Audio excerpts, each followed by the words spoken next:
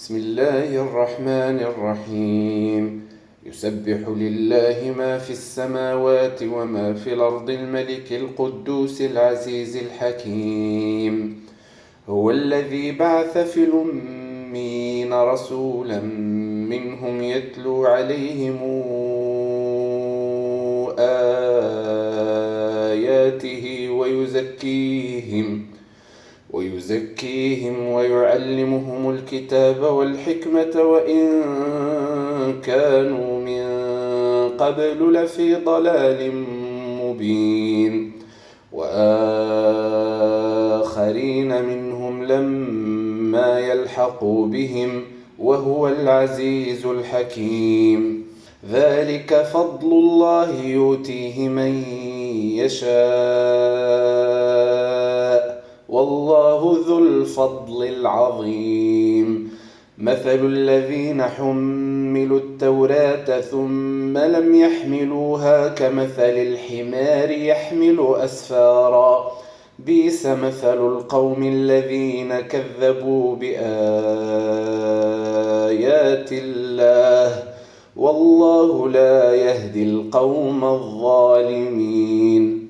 قل يا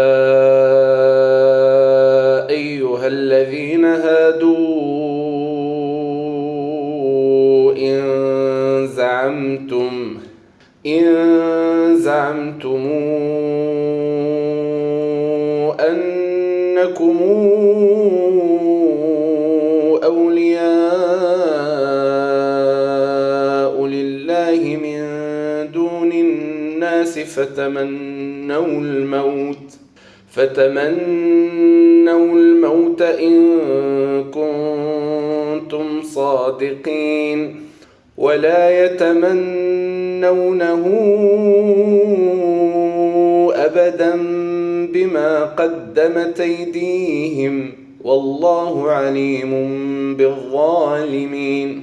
قل إن الموت الذي تفرون منه فإنه ملاقيكم ثم تردون إلى عالم الغيب والشهادة فينبئكم بما كنتم تعملون. يا أيها الذين آمنوا إذا نودي للصلاة من يوم الجمعة فاسعوا إلى ذكر الله وذروا البيع، ذلكم خير لكم إن كنتم تعلمون. فإذا قضيت الصلاة فانتشروا في الأرض وابتغوا من فضل الله واذكروا الله كثيرا لعلكم تفلحون. وإذا رأوا تجارة أو لهوا انفضوا إليها وتركوك قائما،